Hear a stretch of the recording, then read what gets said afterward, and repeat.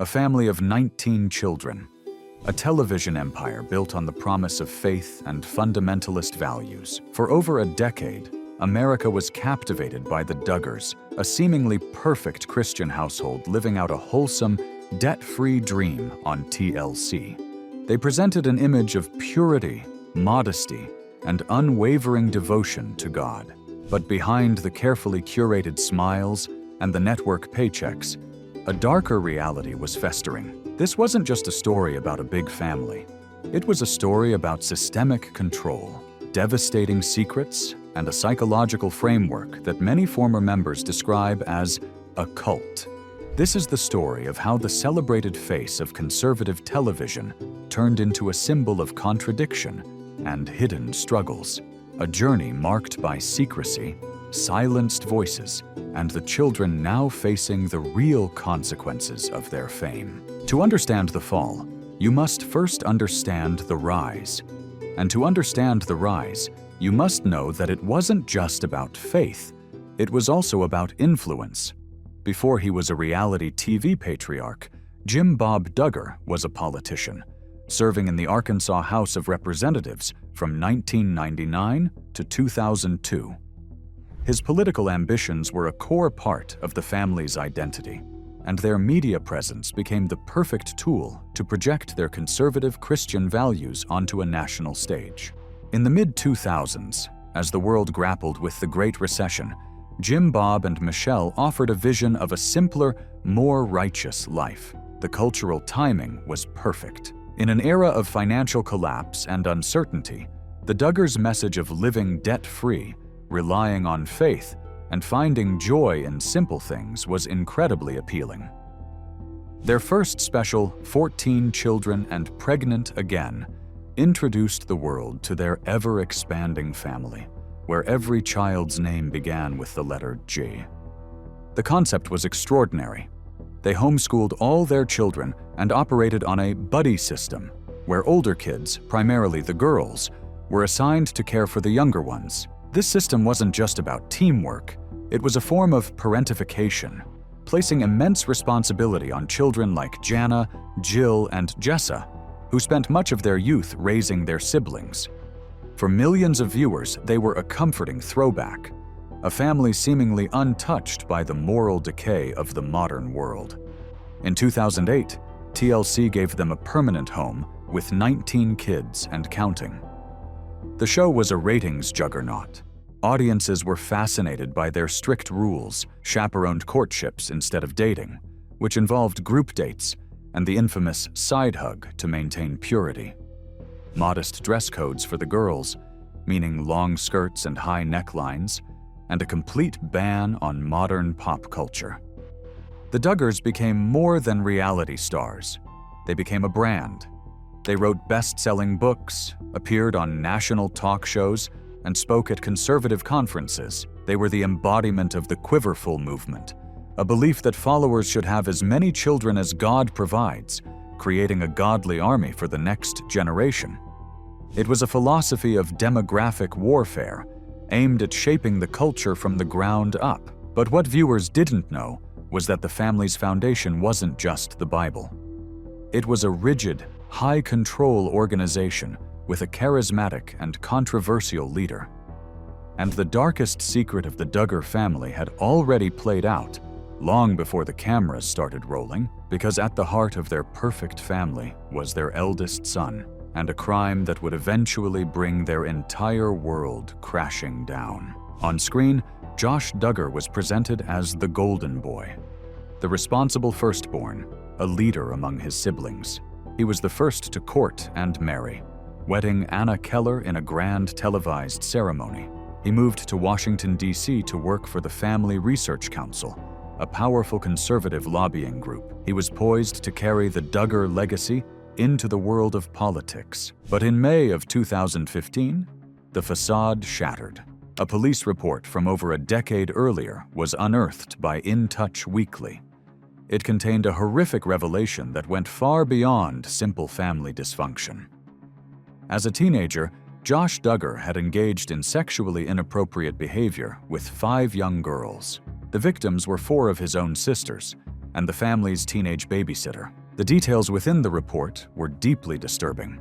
The incidents took place in the family home between 2002 and 2003, sometimes while the girls were asleep, the very place they should have felt most secure. The victims were tragically young, ranging from just 5 to 12 years old at the time. The sense of betrayal was overwhelming, coming from their own brother within their own home. Perhaps even more shocking than the actions themselves was the calculated cover-up that followed. The report revealed that Jim Bob and Michelle Duggar had been aware of the situation for 12 years. When one of their daughters tearfully confessed what was happening, the parents confronted Josh. He admitted to everything.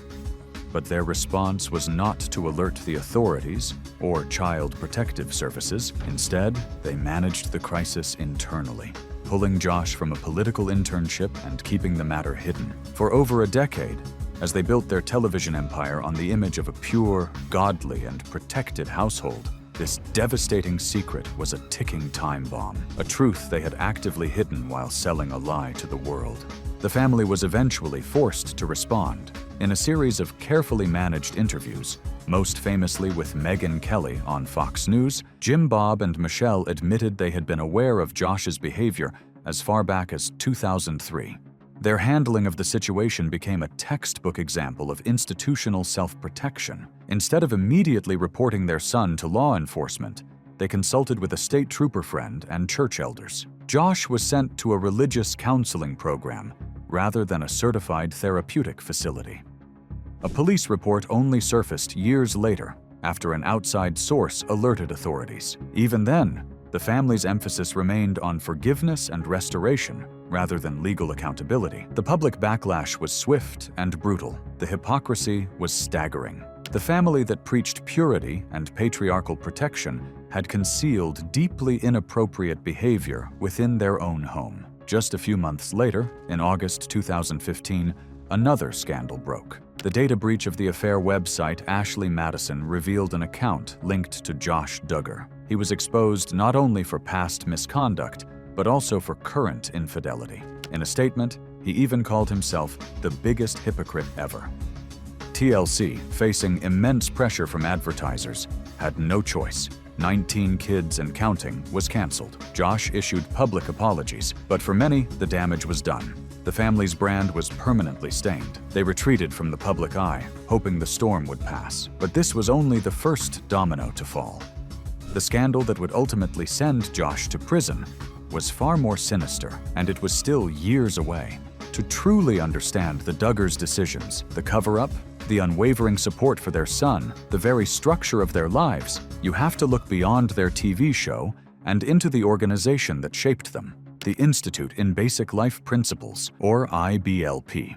Founded by the charismatic Bill Gothard in the 1960s, IBLP is a non-denominational Christian organization that teaches a strict, patriarchal interpretation of the Bible.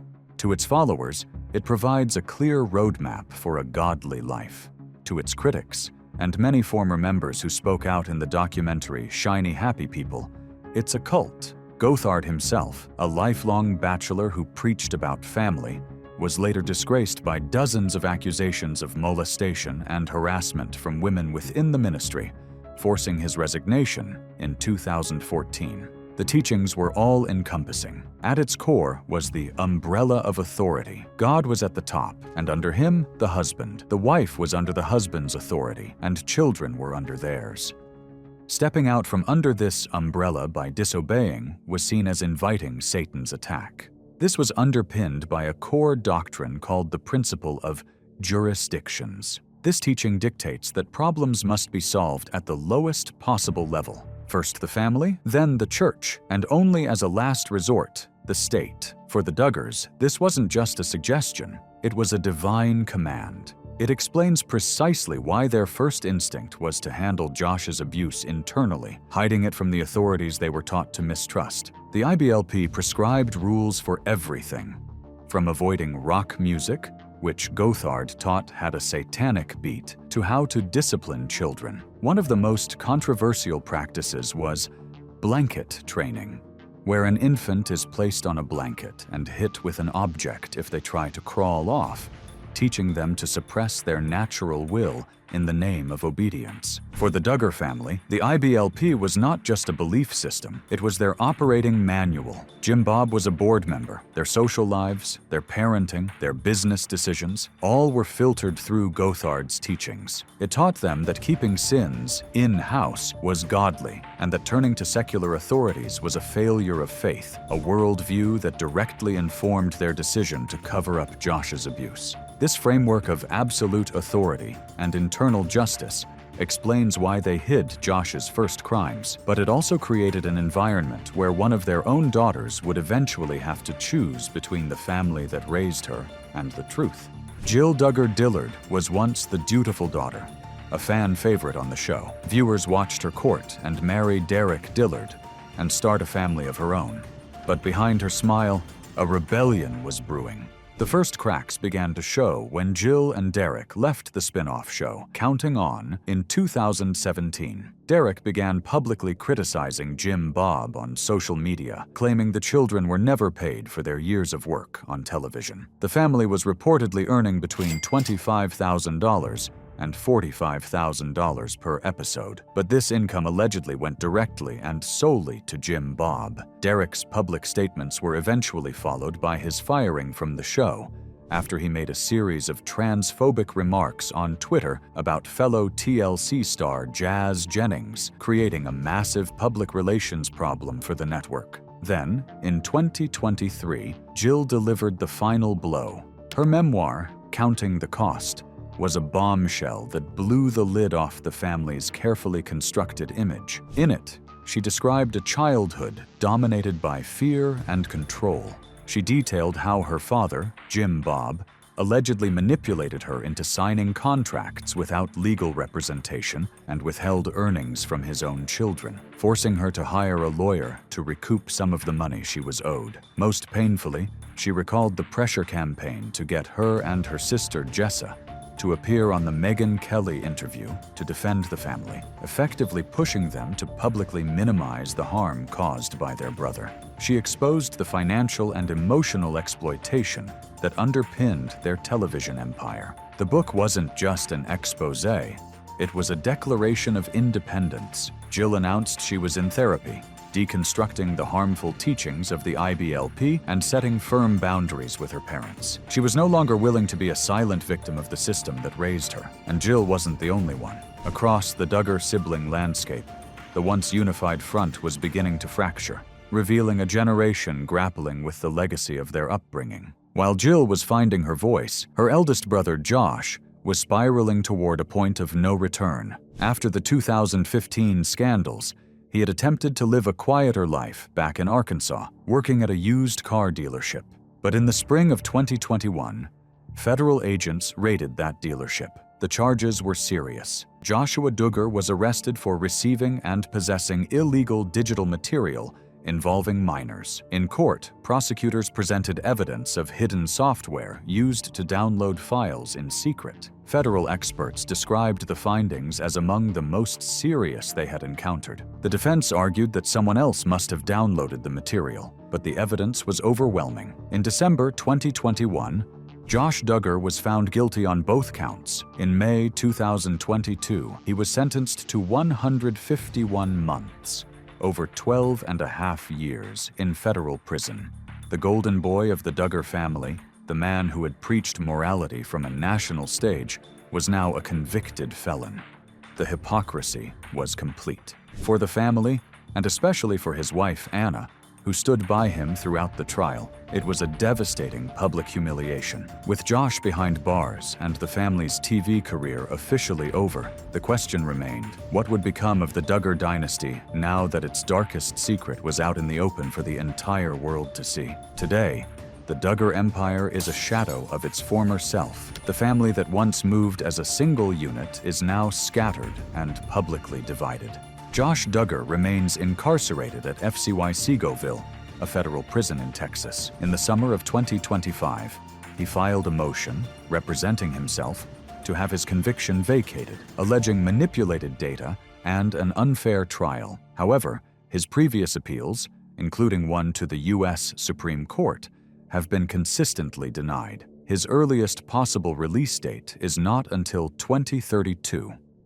Anna Duggar, his wife and the mother of their 7 children, remains publicly loyal. She has reportedly been living in a home on her in-laws' property, largely staying out of the spotlight, though occasional social media posts from a dog breeding business she runs show her children, drawing both sympathy and criticism from the public. Jill Dillard continues to be a vocal critic of her upbringing, focusing on her own family and advocating for survivors of harmful experiences. Her relationship with her parents, Jim Bob and Michelle, remains strained, though she maintains connections with some of her siblings. Duggar Vuolo, who lives in California, has also publicly denounced the IBLP. In her book, Becoming Free Indeed, and on her podcast, she has described its teachings as dangerous and fear-based, distancing herself theologically from her parents, though her tone is often less confrontational than Jill's.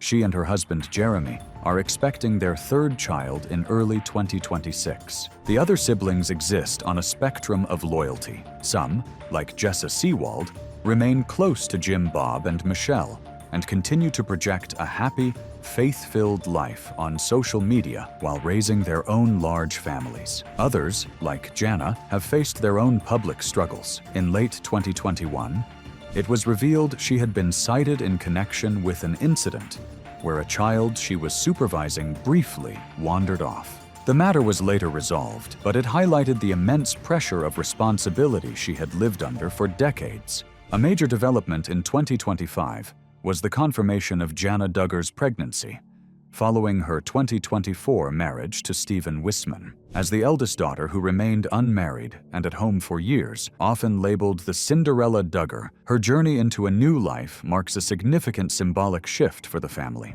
Meanwhile, the conversation around the family was reignited in the summer of 2025 with the release of Shiny Happy People, a teenage holy war, the 2nd season of the acclaimed docuseries. While not focused on the Duggars directly, it explored another controversial ministry, teen mania, further exposing the high-control, high-demand world of conservative evangelicalism that the Duggars once championed.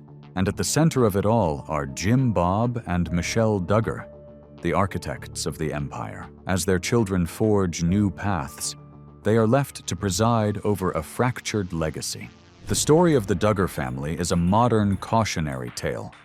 It's about the intoxicating allure of fame, the dangers of unchecked power, and the devastating consequences of prioritizing an image over the well-being of children. They sold America a dream of a perfect, faith-driven family, but the price of that dream was paid in secrets and silence. Their television shows are gone, their brand is shattered. What remains is a family forever defined by scandal, and a generation of children left to navigate the complex trauma of their past in the full glare of the public eye. The Duggar empire has crumbled, but its story is a powerful reminder of what can happen when blind faith and reality TV collide, leaving behind a legacy not of purity, but of pain. For the Duggars, the world they built is gone. For the audience, their story remains a haunting reminder of how easily trust can be broken.